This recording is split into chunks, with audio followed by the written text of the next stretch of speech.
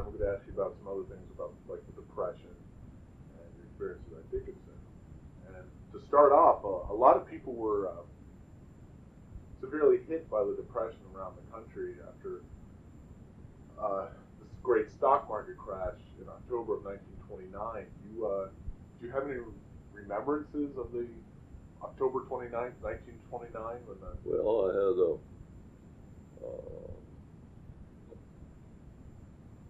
I remember the girl who later became my wife was visiting on Long Island at that time, and one of her friends' father committed suicide, and did he work on Wall Street? Or? Yeah, he worked on Wall Street, and personally, it was a minor effect on me. I started to Dickinson in the fall of '28, before the Depression, and I wanted to go away to college. And my dad said to me, well, if you go here to Dickinson, and then you want to go on to law school, I'll send you away to law school. And unfortunately, by the time I had finished Dickinson and go on to law school, the Depression was here, so I ended up staying in Carlisle. Right. I didn't get to go to another college, which I would have preferred just for, I don't mean from the prestige point of view, but from the point of view I want to get away from home for a while. Where did you want to go to school? Is there a particular college? Well, I didn't really have anything too much in mind. I wanted to study engineering too, but then I just gravitated into the law because my father was a lawyer. But I remember also that during the Depression, my father was a prominent lawyer here, and his friends were doctors and all that kind of stuff. And lawyers and doctors, even with prosperous practices in a town like this, made $3,000 or $4,000 in a year during the Depression. And of course, they got around here. They got a lot of potatoes and corn and stuff like that in payment of their fees. Right. So it wasn't always a monetary payment. That's right. If we could hit a little bit about your experiences at Dickinson during your time there and college life in the 1930s, how did it change really from sort of the booming of the 20s? And when you, as you said, started in the fall of 28, did you see any dramatic changes from between then and then by about the time you graduated? No, but the dramatic changes now, because when I went to college, the fraternities were all powerful. And in fact, I got into politics eventually through Dickinson and the fraternities. We organized the fraternities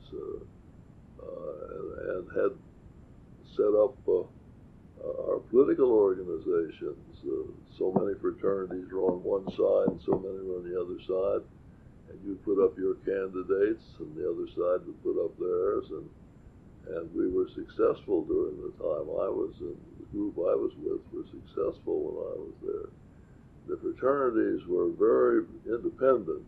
Actually, it was when Dr. Rubendahl was president of the college, I guess, that they went to work emasculating the fraternities is what they did, and then put them almost all in that quad. But fraternities were much more powerful in those days than they are now. What was fraternity like in the 20s and 30s? I mean, well, I don't suppose it differed too much from now, but I was at Phi Psi, and we had a very nice house between the president's house and what's now the gymnasium. There was a house in there. There was a house in there. Okay. Yeah. And I think it's an empty field now. Yeah. I guess that there isn't anything between the president's house and the gymnasium, but there was a house in there, and well, the guys lived in the house, and then we would have local graduates who were sponsors and all that kind of stuff. And then when you put on a dance, why, some of the women who were married to older size would chaperone and run the parties and stuff like that. Really? See him bring in flowers. And well, it was, you see, in 28 we had the prohibition. So if you were caught drinking, you got thrown out of college.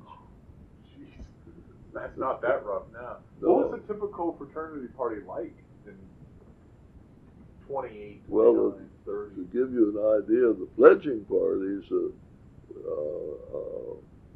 probably, this is, you guys are going to laugh at this, probably the fraternity that could put on the best chocolate milkshakes was going to win. Really? There was no beer in those days. Yeah, right. So what kind of pledging did you have to go through? I mean, if you can tell us, describe that. I mean, what exactly, when you first joined up with Phi Psi, what did you have to do? You mean from a hazing point of view, or? Well, without describing, the intricacies of it, was there heavy hazing at that time? No, the hazing was never very bad, but at least I don't have any bad recollections of it. Because there's a big controversy now on campus about the fraternity hazing, and they've gotten in trouble with the Carlisle police and all that. So. Well, the hazing that I remember was in the house. It wasn't they weren't sending you out to steal something someplace and all that kind of stuff. Students in Dickinson at the time were most from PA, most from Carlisle. Where did they come from? Well, they came from mostly I would say Pennsylvania and New Jersey seemed to have the bulk of the students there.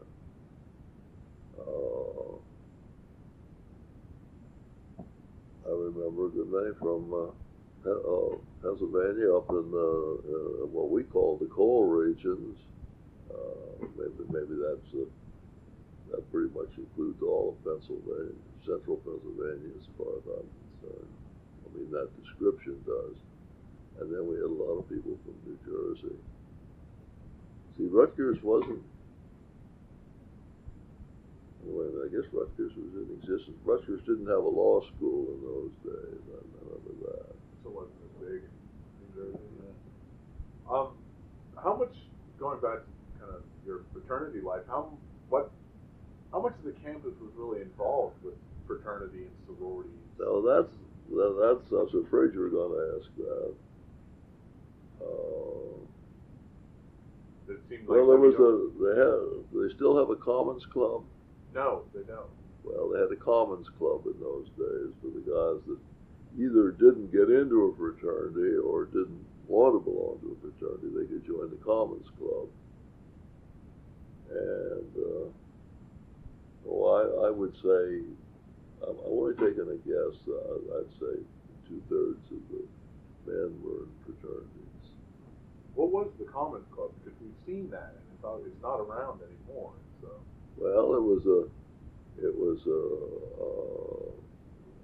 they didn't have, they had a place over on East College, and they didn't have any, as I remember, any living quarters.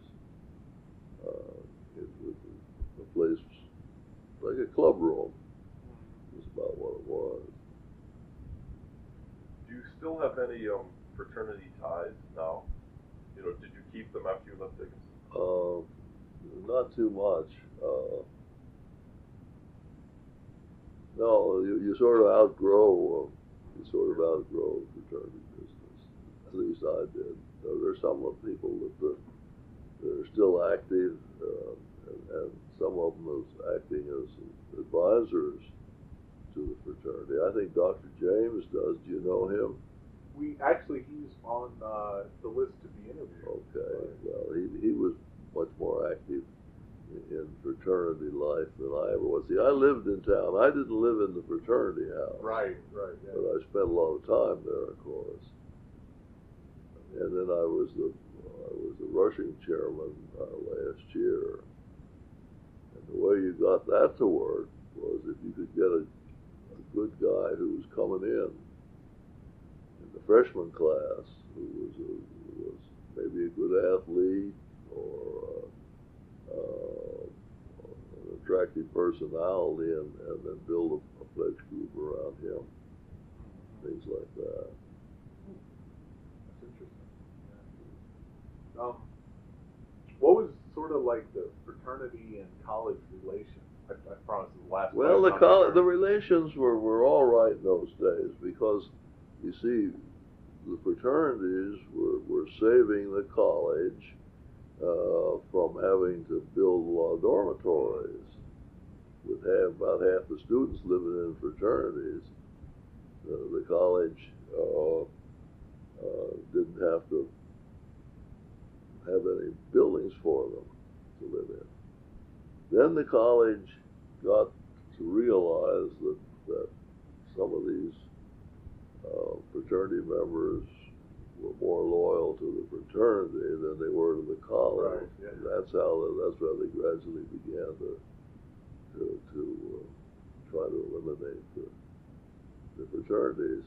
Although most of the people who were on the board or were in administration of the college were fraternity people themselves. Right, yeah. Were the fraternities strictly all white at the time? Or? As far as I remember, yes. There were I shouldn't say it in the same breath because it's not comparable, but there were two Jewish fraternities. I don't know whether they're still there or not. I don't know. I'm sure they still exist, but I don't think they're Jewish. Was there a lot of diversity on campus, or was it primarily pretty much a Caucasian campus? It was pretty much a Caucasian campus, really was. There wasn't much diversity. There were, I think maybe, I don't even remember. Well, there may have been two black girls in my class. I remember several men in previous classes, but there weren't a lot of them. How did people react to that? Well, you mean to racial differences? Mm-hmm. Those black students. Well, one of my closest friends in high school was a black guy. In fact, his son is now the president of Borough Council in Carlisle.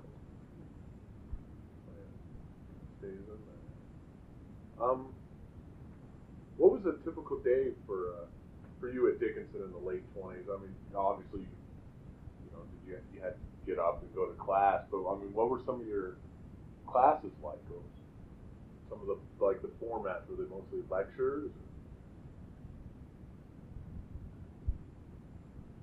Well,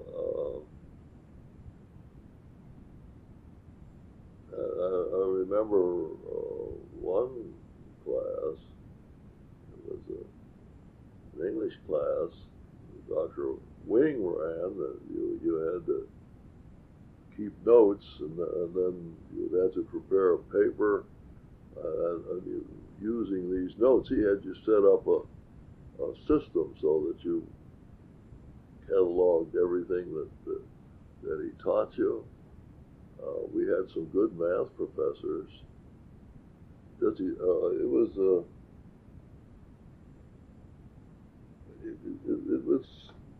you get an assignment, and then you were supposed to be prepared for the next day for that assignment. You might be questioned or not. Was there a lot? Did you have to do a lot of writing? Well, you had to take. You all took tests. You still take tests. Seems like lately we've just been writing papers, not a lot of exams anymore. Yeah. Well, we had exams to finish every course. Mm-hmm. What was the dropout rate? You know, did a lot of students drop out because of difficulty or financial reasons? Not a great many, no. You go back to law school, it was different.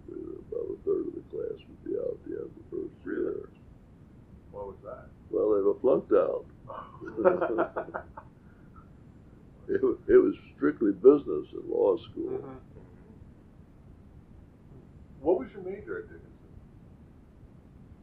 Oh, gee. You know, that's terrible to ask me that, but well, I'll have to say I think it was English. English? I think I had a minor in history. Oh yeah. Something like that. Yeah. It was purely liberal arts. Yeah. What was what did most kids probably major in? Do you know? Like, was it mostly just?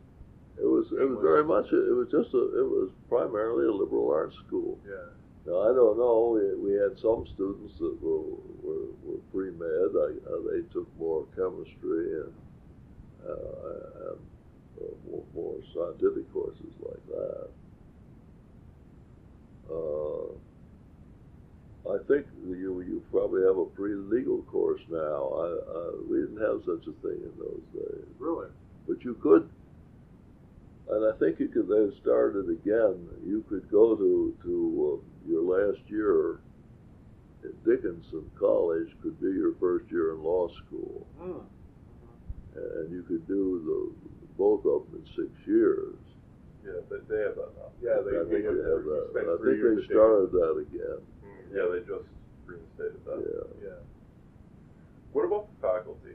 I mean, faculty means student relations. You know, could you approach the faculty, talk to them as equals, or were they clearly above? Well, you could.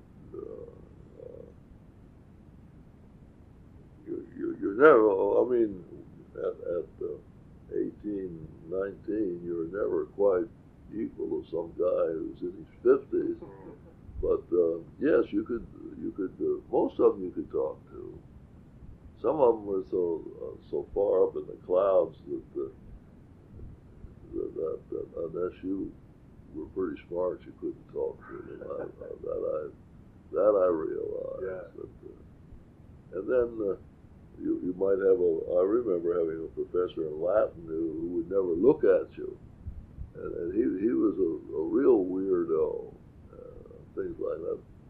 But he had a lot of credentials, so I guess that's why he thought he was better than why he was teaching. But, were there required courses when you were at Dickinson? Did you have to take a language? Did you have to take certain courses?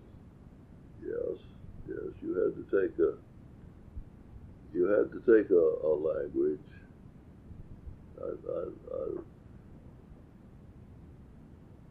You had to take a certain amount of English. You had to take a certain amount of mathematics. And you took Latin? That your I had Latin. Wow. I had Latin, and I had a little bit of French.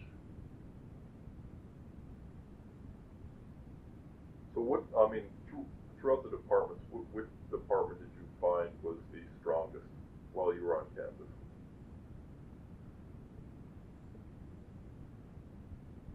Which one, perhaps, I guess, taught you the most? I probably have more recollections of the math than anything else. We had a professor my first year, Dr. Craver. He lived on Lowther Street, right in back of Old West, and he was also the track coach. And he was we could watch him. We'd have say a 8:30 class. We could watch him coming out of his house, bringing the garbage can out to be put out, or forgetting it and having to go back and everything like that. So he was a bit of an eccentric, and then there was a Dr. Ayers, and he just died very recently. I remember the math department, and then a guy by the name of Dr. Landis, who had been the head of it.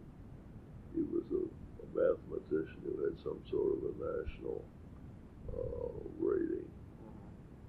I think there's a building on campus named after him now, the Landis House. Well, maybe. Where, if you remember, where did the school rank among other schools at the time, nationally? Well, I would say that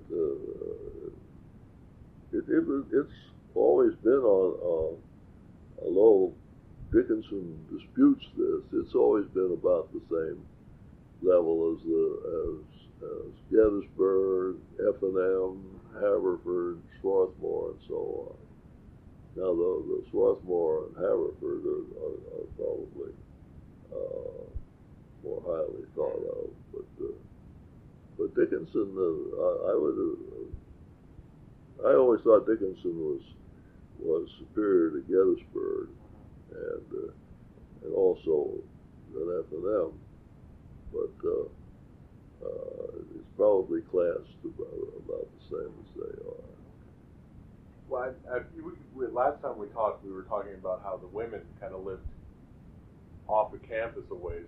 Could you kind of describe the interaction between the different sexes at Dickinson? Well, the women lived out at what they call Metzger Hall.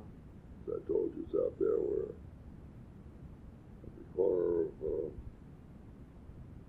of Penn Street and North Hanover. I think there's a bunch of fast food yeah.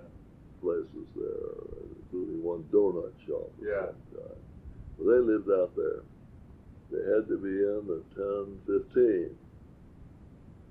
And then I think on Saturday night they could stay out till maybe midnight, something like that. They were very strictly chaperoned. Really? Yes, if they weren't in, they were in real deep trouble. Was there a lot of dating that went on? Oh, sure. I remember sitting out there in the hall waiting for a girl.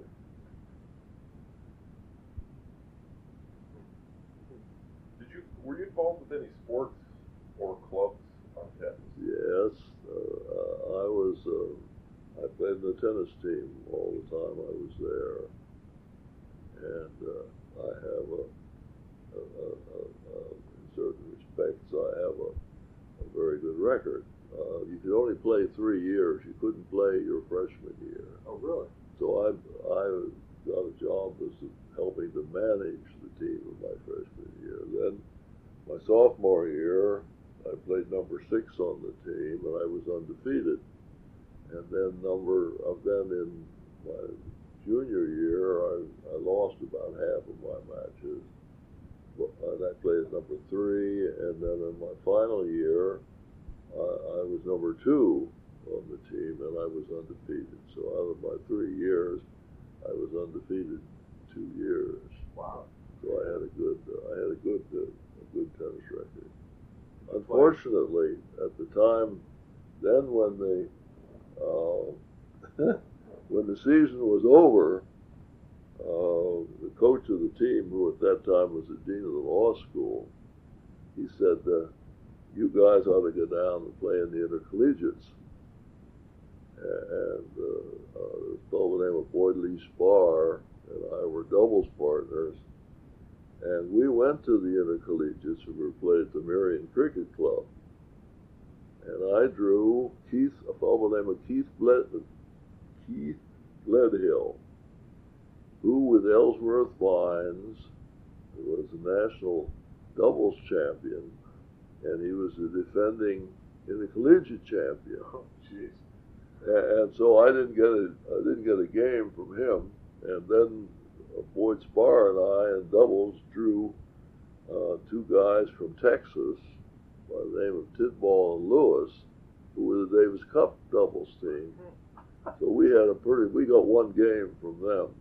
So that was the end of my tennis career. Now, this Boyd Spar, is that the same person that the library's named after? Or That's his father. his father. Yeah. So they have a little legacy of Dickinson. Yeah.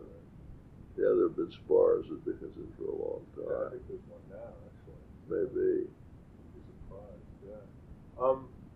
What were some of, like, they posted up in our union, like, some rules from the 40s that students would have to follow. And what were some rules? I mean, we read that freshmen couldn't be seen outside without a hat. Or, you always had to Well, wear you had to wear that.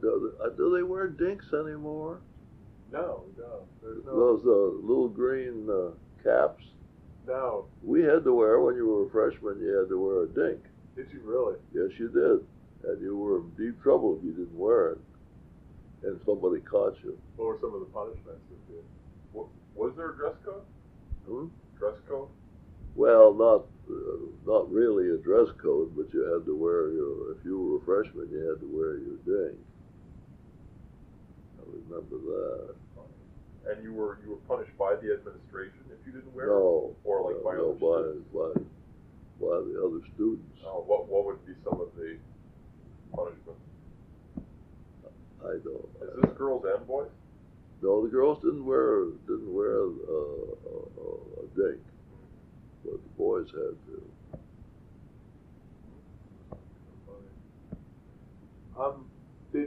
Nowadays, Dickinsonians, the big thing is to travel, spend your junior year overseas, England or Italy. Was there any? No, none of that. But I was also thinking they had what the heck was that thing? They had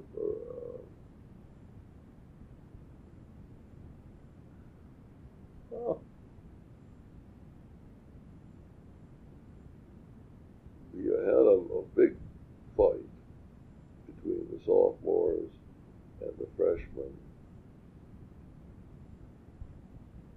about a flagpole. What the heck was that thing?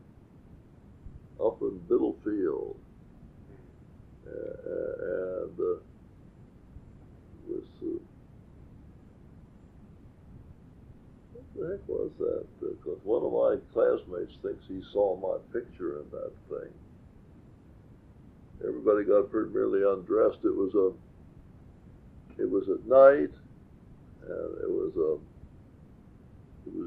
a traditional thing. And there was I think you take a flag down from the flagpole, and the flagpole had been greased and all that stuff, and it was a real Donnybrook. Mm-hmm. That was traditional. I don't think we do that anymore. No, I don't. A lot of that stuff's gone. Yeah. Well, then athletically, the law school could play on all the Dickinson teams. Really? Yeah, that's right. Getting back to kind of like the sports, what was probably like the top sport at Dickinson? Was it Well, basketball was the top sport. basketball? We had my last year, and I didn't play basketball. We were playing all over the United States, playing University of Pennsylvania. We played Harvard and Yale, the Army, and all that kind of stuff. Now, your tennis matches, would you basically play inter-Dickinson? Well, we played Gettysburg, we played Ursinus, played F&M, we played Haverford, we played Swarthmore, but they were always too good for us. Haverford and Swarthmore were pretty much tennis schools. Oh, really? We played Penn State, stuff like that. How would you travel back and forth? Well, that was pretty much up to any way we could get ourselves to go. But Boyd Lee Spar, whose father was quite wealthy, had a Packard Phaeton, big old Packard Phaeton. We used to travel in that, I remember that. And then we all the college did provide did buy us a tennis racket and restring our rackets. That Oh, was really? about the contribution. Do you feel, kind of looking back, that a Dickinson education properly prepared you to go on to law school and then subsequently for the rest of your life? Don't worry. Well, it's hard to say whether it was the education or it's more the association. I really believe that the other people you meet from other parts of the country, different beliefs and different styles and all that kind of stuff. I think that's the real value of going to college.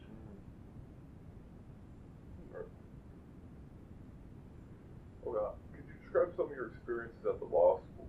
You know, how was that different from the college outside of, was there a totally different routine or, Well, it was lectures? Your attitude was my attitude was entirely different. When I went to college, I got involved in all these extracurricular things, and I was more interested in them.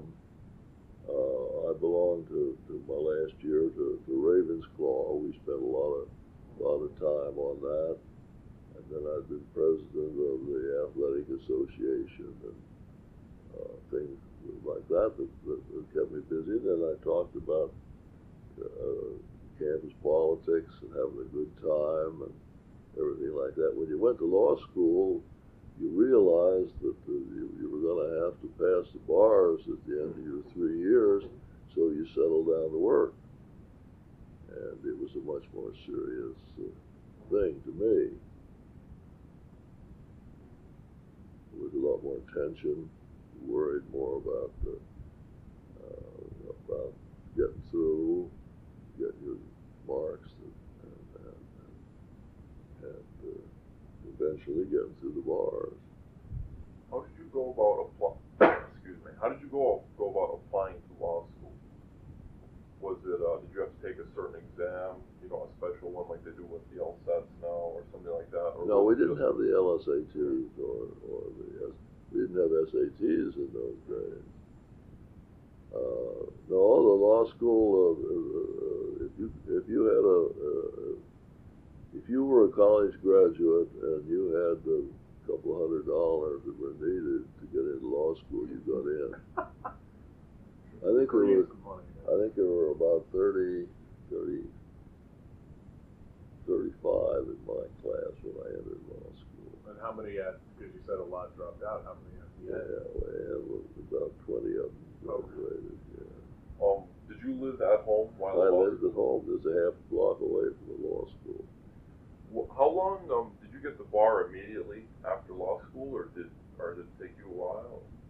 Well, I took the bars in July after law school. But first we went to a cram course in Philadelphia for about 6 weeks, and then took the bars. Then I was admitted in October of that year. Was there much of a, seeing as you graduated from law school during the Depression, was there much of a future? I mean, you had always your father's law practice to go to, but for some of your classmates, was there much of much of a future for lawyers? Well, I guess there wasn't much future for lawyers as there was for anybody else. It didn't seem to be very lucrative in those days. Mm-hmm. Was it as competitive as it is now? Just about every No, there weren't nearly as many lawyers. There's been a tremendous influx of lawyers looking for business, making business, and I think some of that accounts for all the litigation. So how long after law school did you get involved? How long after getting the bar did you get involved in state politics? I was admitted to the bar in January of the next year, I was running for the state senate. Wow. Wow. That was a waste of time. That was quick. Well, it was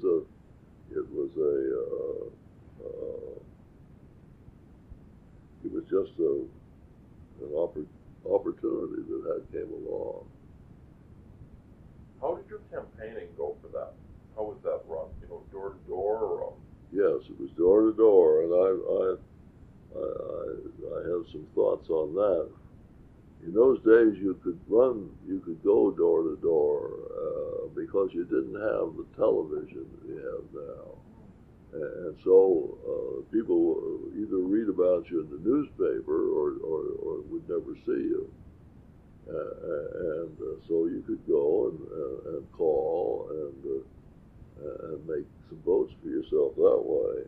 That was also still true when I ran for judge in '95, and you could still get votes by going around. I'm afraid that today, unless you have a strong TV program, you're pretty well handicapped. Was there a powerful machine in Carlisle or this area? Local machine? You know, did you have to get in with a machine to win? Oh, well, this has always been a Republican area. It was at that time, but Mr. Roosevelt had been elected president in '32, and that turned the whole darn thing around. So the Democrats were on the ascendancy at that time, and the Democratic chairman came to my father and he said, "I'd like to have Robert run for the state senate." And Dad said, "Well, you're out of your mind." He said, "No," he said, "he can be elected." I ran against Dr. Prince, who was a professor at Dickinson. Professor of history, right? Yeah. And the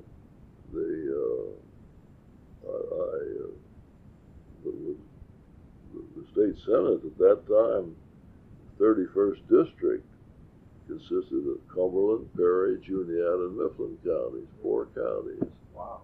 60 miles up and back, and so I guess I just ran at the right time. A lot of doors to knock on it. Yeah, a lot of doors to knock on. You couldn't do it all over the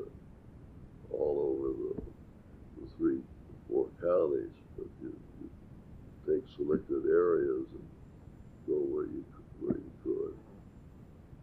Did you raise a campaign staff? Did you have people helping you out? Well, you had in a certain sense. I had a guy who did my publicity for me, and I think I paid him maybe $25 a month or something like that, and he'd write an article on what I'd said in Mifflin Town, and then I'd read it in the paper the next day, and it wasn't what I'd said at all, but it sounded better than what I had said. Didn't argue that, did you? I didn't argue on that.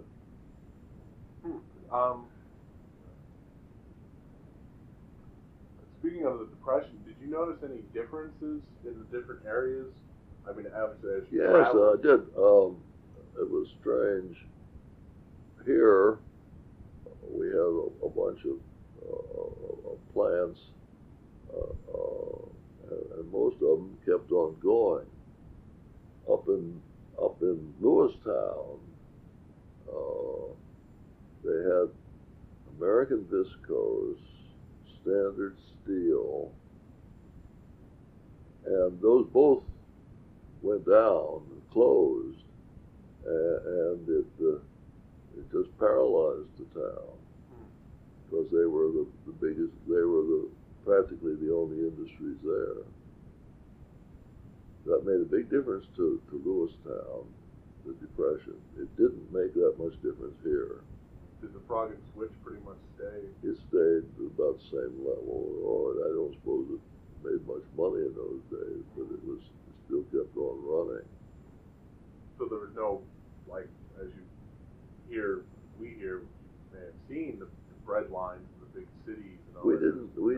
actually didn't have that here. When running for state office, did you, do you remember making any campaign promises, fight the depression, what was your platform? It was whatever, in those days, it was pretty much saying you were a supporter of Franklin Roosevelt. Really? Yeah. So you said you were a big That's Roosevelt about it, yeah. supporter, right? Yeah, if we could jump to the national scene for a second concerning the Depression, what were your thoughts on all Roosevelt's programs? The many programs he started to fight the Depression. Did they affect Carlisle at all? Well, I think I told you when you were here before that the Civilian Conservation Corps did a great deal in our mountains around here.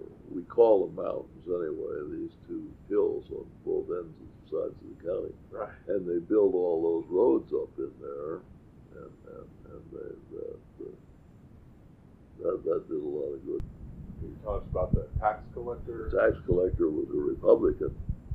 And my colleague, as I say, the president judge, didn't particularly want to sentence him, so the job fell to me.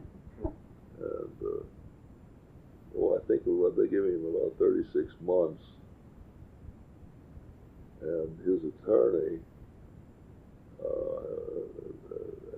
begged not to send him to the state system, but to leave him in the county jail. So I I can't remember the limits on the sentence. It may have been a little bit less than 2 years. I think that was probably it. And he could then stay in the county jail, and that would give his family an opportunity to visit him and all that kind of stuff. And then I got some criticism for that.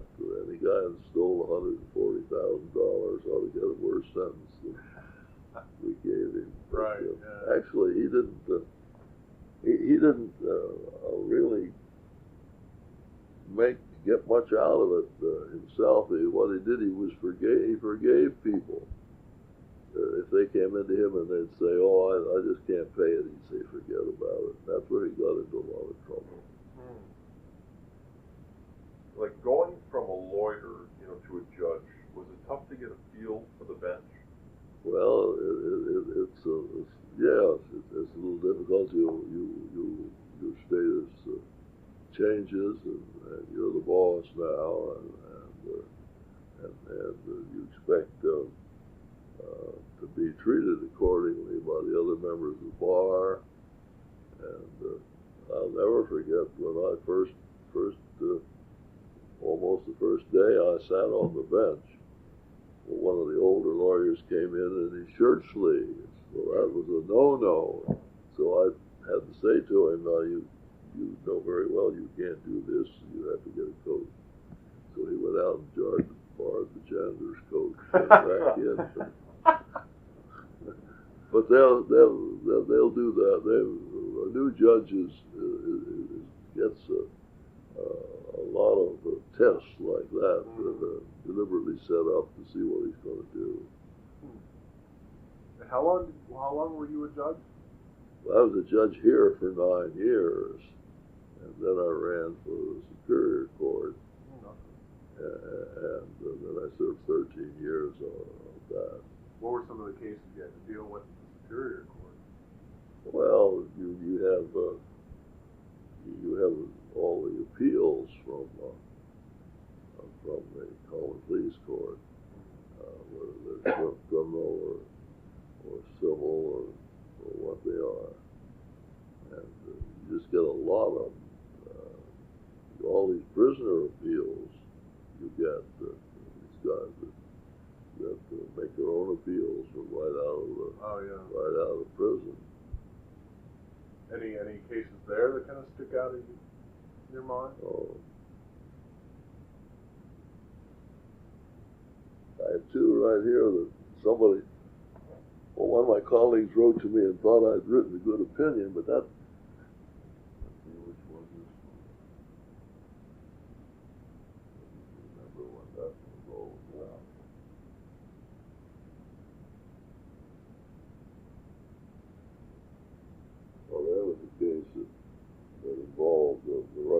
tenant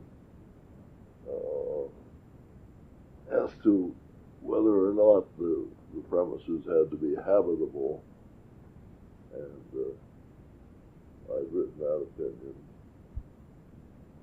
Just so many of them, it's hard to 13 It's hard to pick one. As common pleas judge, what was the major, violation in Carlisle? What did you see the most of? Was there a lot of, just petty crime? Was there a lot of violent crime?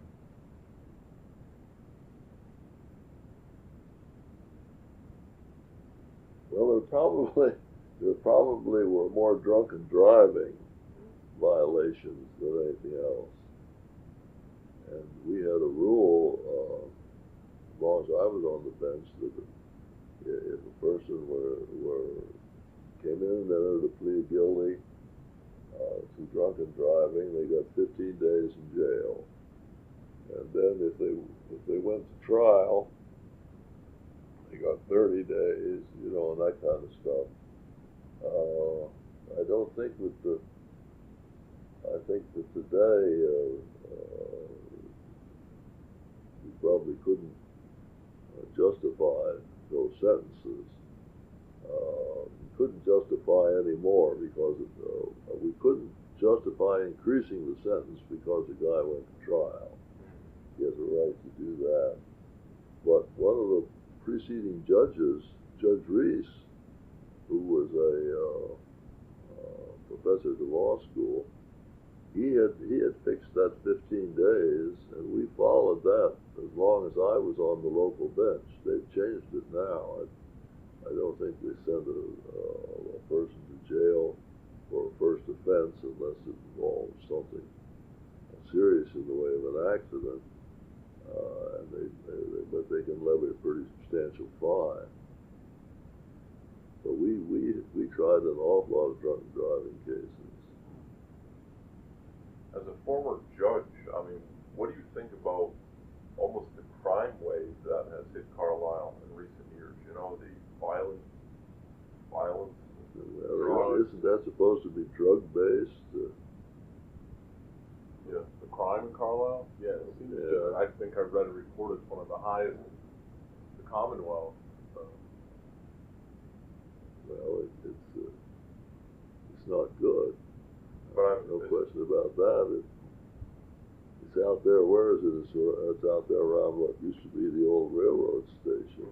Mm-hmm. Yeah, around that area. Around Community Park area. Around North Street. Yeah.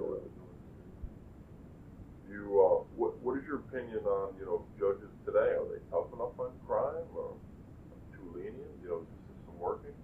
Oh, I have no complaints with the judges today. They're doing the job as they see it. In fact, it's an interesting fact that when I was playing on the tennis team, my last year, the number one man was a guy by the name of J. Wesley Oler. His son is now a judge in Cumberland County. Really? Wes Oler, you both may have run into him. He's a judge here. We haven't been before the court. You haven't been up yet. Not yet. Give us time. Case is pending. Yeah. Do you feel, or did we already ask, that your years as a lawyer properly prepare you and kind of train you to be a judge? Because you were able to see both sides. Well, I don't think the training as a lawyer, the law you learn helps you to make the decisions. That's true, but I think it's more common sense than anything else. And the willingness to listen to other people, to hear what they have to say, and be able to weigh both sides of a case, and be willing to make a decision.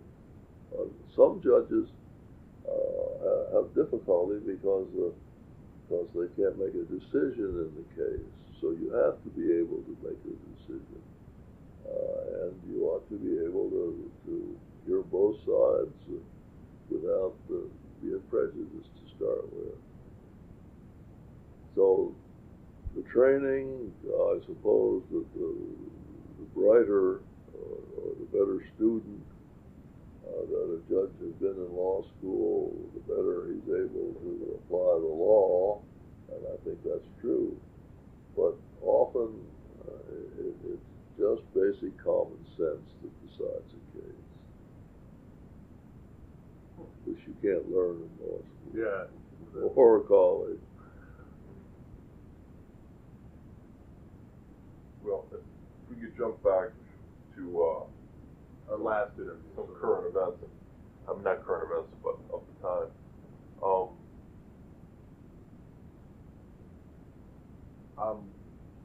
As we talked about in the last interview, at around 1938, 39, when the clouds of war were forming, did you discuss it much with, say, your colleagues or your family, friends?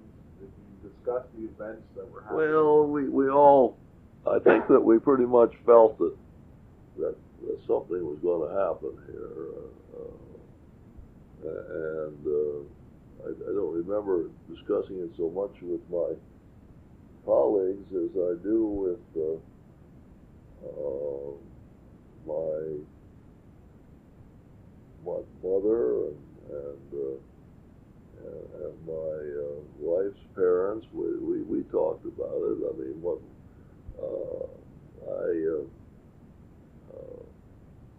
I thought seriously of buying a farm, which was right at the edge of Carlisle, and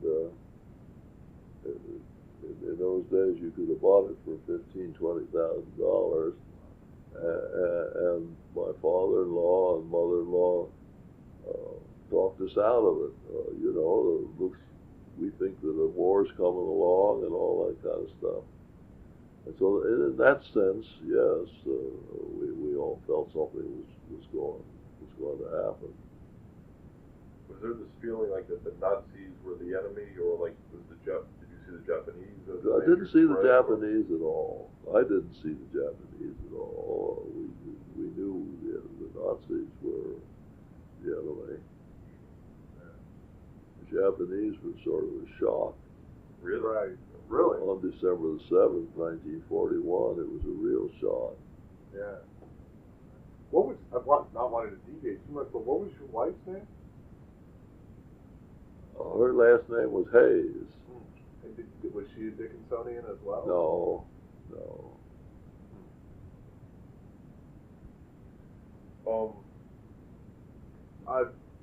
Where did people, obviously around family, but was there like a local watering hole or anything where people would talk about politics and the current events and what was going on? When the war started and proceeding? Well, I don't think I have enough recollection of that. Well, Give you an intelligent answer. It's understandable. Well, then, if you could describe what Washington was like when you arrived in, what was it, 43 when you went down? 43, yeah. With the Navy. What was, describe what Washington was kind of like. Well, the streetcars were still running. Really? Yeah. Up and down Pennsylvania Avenue.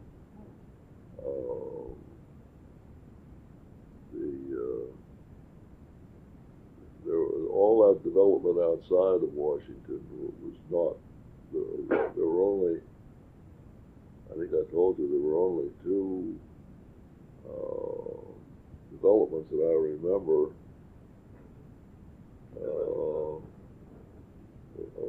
of apartments, apartment complexes outside of Washington. I can't remember the names of them anymore. Park Fairfax, something else.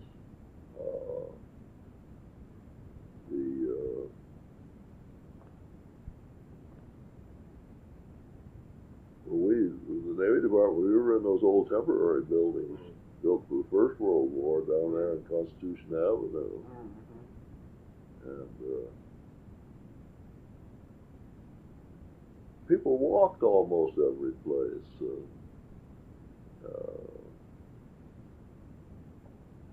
Was there buzz throughout the city? You know, so people in uniform everywhere. Yeah, like people. Yeah. There were people in uniform everywhere.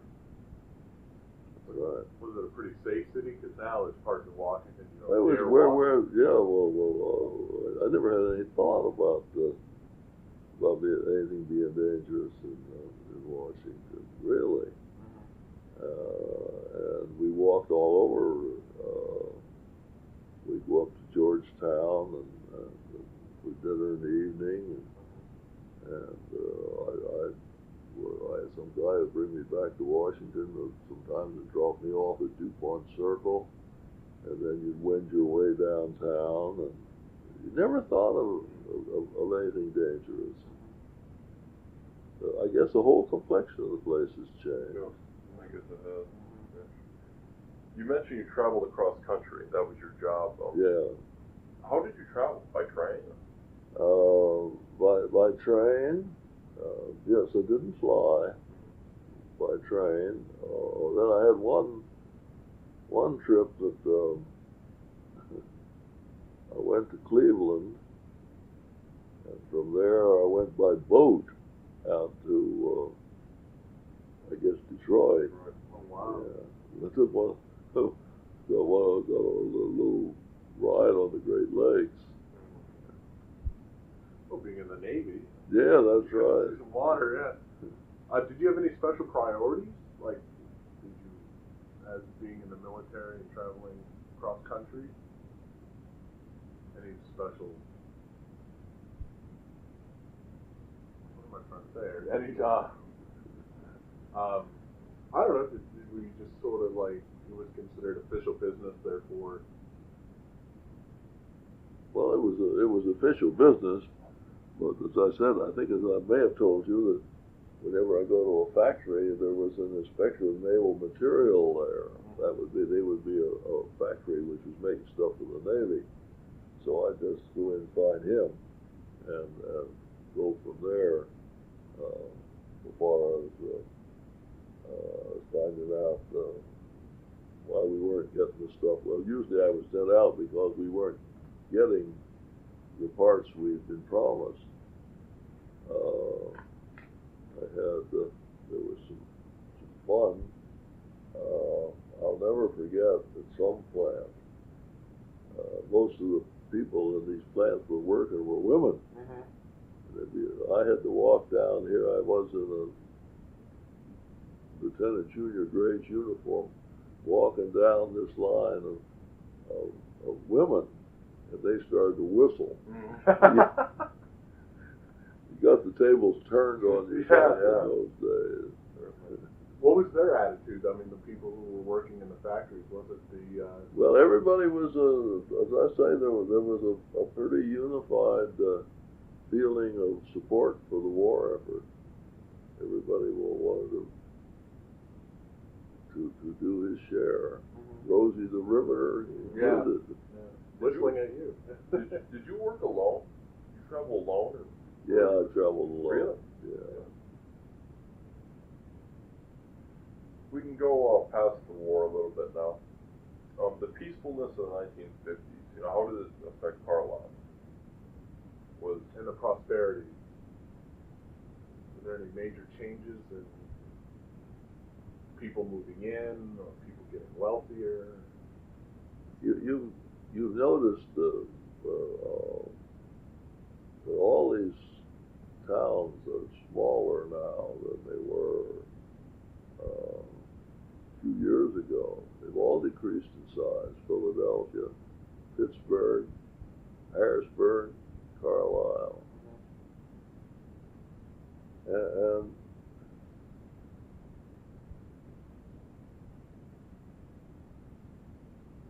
well, Carlisle Corporation now is a big outfit, but they really got started here. So that's all grown. That really got started in the 50s. And but the crystal plants, which were so successful during the war, have almost don't amount to too much today. Actually, it looks to me like Carlisle's been pretty static in its growth. Wasn't really hit by the Depression, and wasn't really hit by the Depression. Wasn't really. Well, that when they were making those crystals for radio and the tanks and all that kind of stuff, Carlisle was booming. Really was. But during the war. Yeah, I think now that crystal plants making stuff for satellites. I don't know what they're making for, but they're not like they were. They were hiring everybody they could get in those days. Right. Do you think of Carlisle, do you think it has declined since, the war, in the years immediately following the war? I think it's been static. Even till today, you think it's still the same town? Pretty much so. Really? It's primarily a college town. Do you think so? Have you seen, college-town relations decrease? I mean, has it gotten worse, or is it... No, I don't think so. No, there used to be... Didn't they have...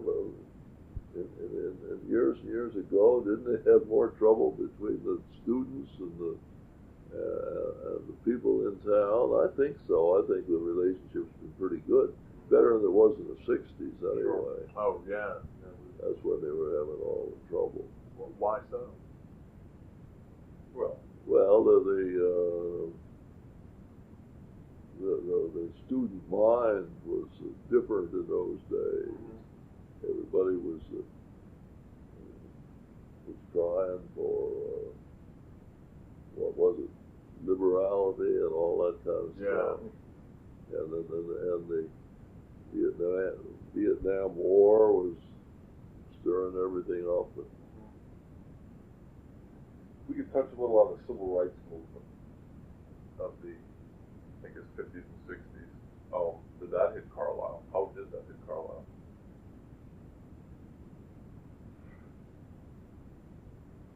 At all? I just don't. I don't remember much of an impact.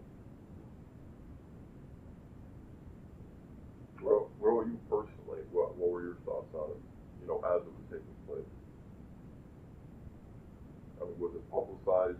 Big in this area? Was it a major concern? No, it wasn't. It was. You see, the blacks could go to school here just as well as anybody else. We didn't have that. We didn't keep them out. We didn't have any need for what was it? Something against Brown. Brown versus Board of Education. Yeah, Brown against the Board of Education. No, we didn't really have any.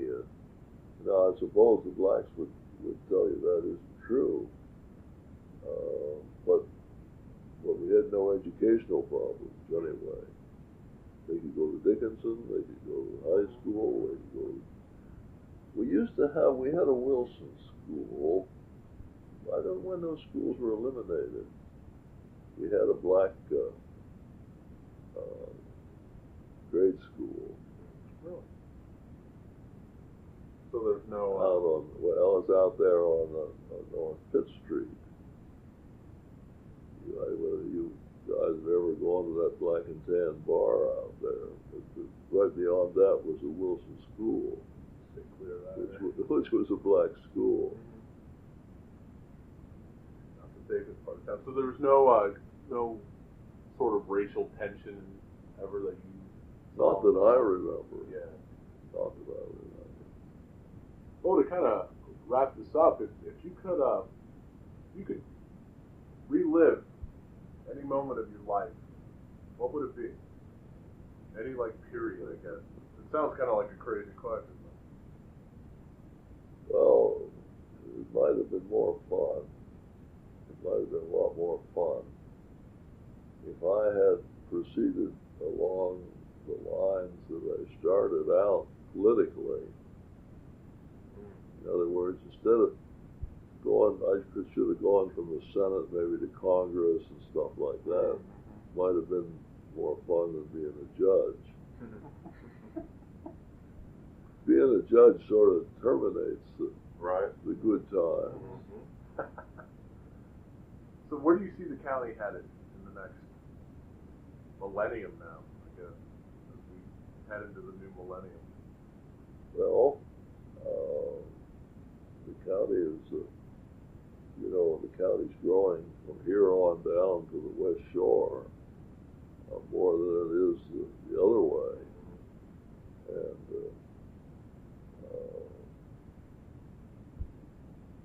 as the population increases in the West Shore, I assume it will have more and more control of the county. Oh, thank you very much, Mr. Jacob. Well, I've enjoyed it. No, thank you. Yeah, thank you very much.